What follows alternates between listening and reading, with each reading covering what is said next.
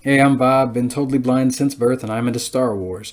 Wanted to do a bit of an afterthought or afterword video regarding the book of Boba Fett. So, spoilers ahead, you guys know the drill by now. Watch the show on Disney Plus before listening to my thoughts. Yeah, I missed out on a couple things as the finale was airing. So, with that being said, I wanted to talk about Cad Bane first.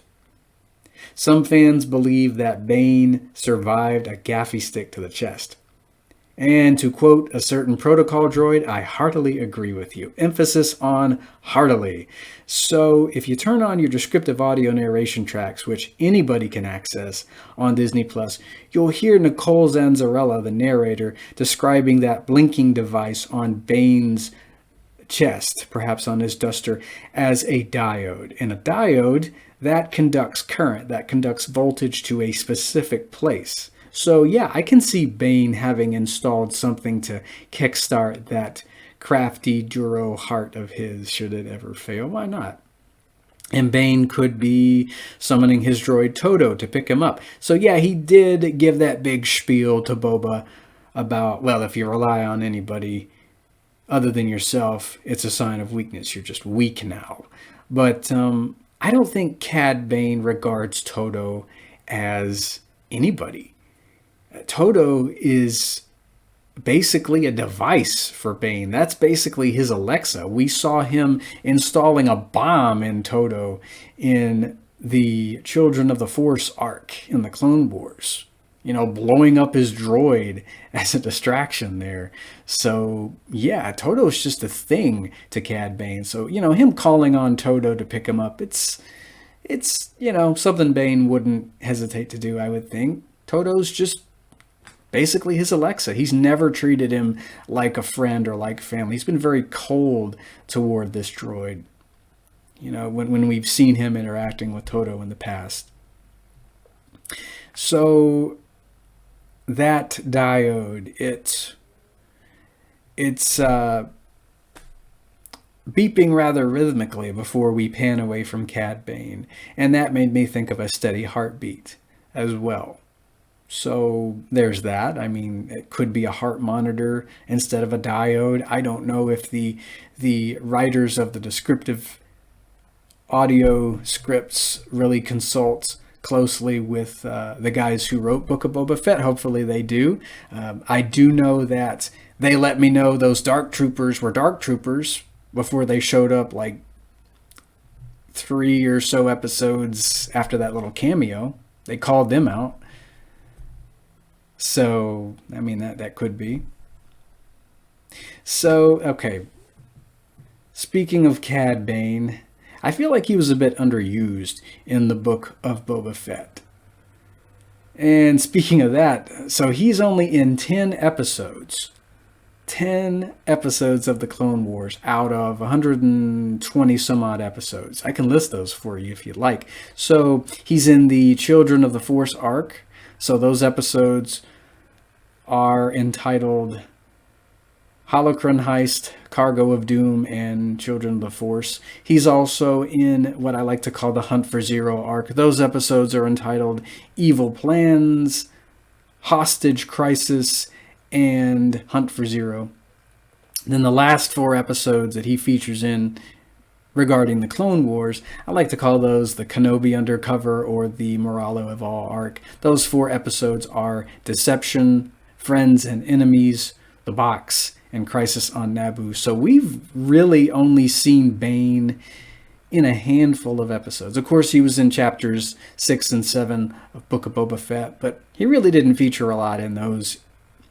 And in the Bad Batch, well, we've only seen him in 2 episodes so far in season 1. Season 2 hasn't started to air as of this video filming. So he was in Reunion and Bounty Lost in the Bad Batch. So he's only been in just a little bit of Star Wars content. And I'd like to think that there is still quite a lot to do with this guy. I mean, that's what I want anyway. That's just what I want. I'm just a fan of Mr. Bane, and I really like his character quite a lot. I always have. Just a really cool voice and a really interesting looking design. I love all of his weapons. So yeah, hopefully we'll be seeing more of Bane in present day events if he survived that gappy stick to the chest. I really hope he did.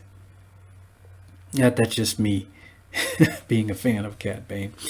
So, talking about the Book of Boba Fett, I wanted to address Boba Fett. I know some fans feel that he was weaker than he should have been in his own show. In the words of Cad Bane, some of them believe that he has gone soft in his old age. And I don't know how I feel about that. I really wanted to see Boba exercising that Mandalorian armor of his. I love seeing Boba Fett pulling out all the stops, just showing us what that armor can do in battle. But I did like what we got. So, I mean, Din Djarin is the guy we've been seeing going around the galaxy collecting bounties and kicking butt and taking names. But the writers, they seem to focus quite a lot on Boba doing something differently, and that is ruling a group of people. So that got me thinking, well, what if they're setting Boba up to possibly, I'm not saying it's definitely, I don't even know if I want to see this. We did see it in Legends, but what if they're setting Boba up to maybe vie for the position of Mandalore? Because he was Mandalore in Legends. We have been seeing Boba doing nothing but leading a group of people throughout his show. He fought for them too in the finale. And he is apparently becoming a very wise, very respectable leader. I don't know if the Mandalorians would follow him. We do know that some of them just see him as a clone. Bo-Katan and her Night Owls, they don't really view him as a Mandalorian. That really caused him to be offended there. Remember that little exchange they had in the Mandalorian Season 2 finale? I'm wondering if maybe, I'm not saying definitely, but maybe Boba might have an eye on that Darksaber at some point. I don't really know. Din doesn't really want it, and of course, that might make him a prime candidate for Mandalore as well. I don't know, though. I guess that would be something Din would have to grow into. I kind of like him running around the galaxy with Grogu and collecting bounties. We haven't seen him take an interest in politics or ruling a group of people at all, though. Din's just out to make money. He's trying to raise his kid.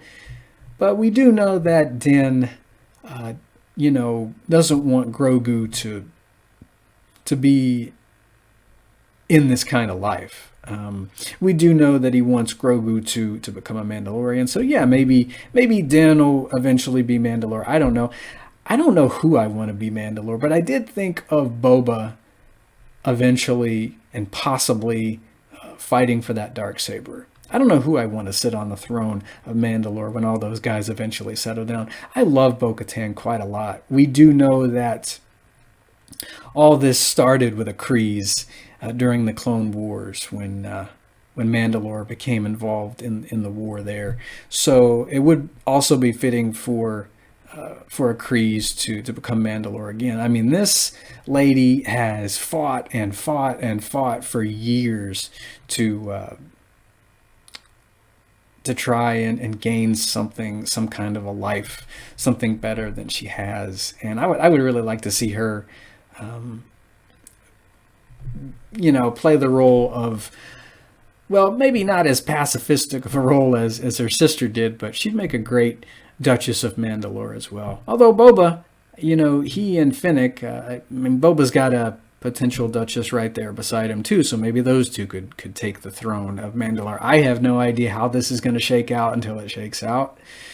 But I don't know. They'll probably make Din Mandalore at some point. Maybe that's what they'll eventually do toward the end of his show. He might, retire from running around the galaxy, and he and Grogu might share the throne. I don't know. It's been a heck of a lot of fun watching the Book of Boba Fett. I never saw him as a weak character. I mean, Boba is he's been through a lot. He's been in the Sarlacc. He's possibly going through a midlife crisis. I mean, Bane did bring up the point that Boba, he's tried to go straight. He's trying, but of course there is still the blood of his father pumping through his veins. So that, I don't know, I kind of wondered if that was a bit of foreshadowing that maybe Boba Fett can't rule. Maybe Boba is just meant to be a warrior instead. Maybe this leadership thing isn't going to work for him. Who the heck knows, except, well, I would say Dave Filoni and Jon Favreau and Bryce Dallas Howard and whoever else has been working on this stuff. They probably have some idea as to what they're going to do with him next. But I loved the show. I liked seeing him riding that Rancor there. I loved seeing him, go to town in Slave One, blowing up that biker gang with his cannons and finishing off the last two with a missile. I liked seeing him just blasting away with that E3 of his there in the finale. I think it was a heck of a fighter when he needed to be. He knew when to fight and when to lead. And of course, sometimes you have to do both at the same time. And I mean, he did that. And he also apparently knows how to work with others and listen to the opinions of others. That's also the sign of a respectable and a wise leader. You know, you need to heed the advice of those you work with. I mean, and he was doing that throughout the show. You know, be it Fennec Shand or, the other guys that he was listening to. And I really had a good time with the show. Hopefully we'll be seeing Boba again in The Mandalorian. I don't know if we're getting a season 2, but I liked what we got. I do want to see him fighting more, but that's just because I love seeing Mandalorian armor showing off all of its bells and whistles. I really think that's cool. So yeah, more of that, please. Much more of that. That would be cool. So here you guys in the next Star Wars related video. May the Force be with you. Until next time.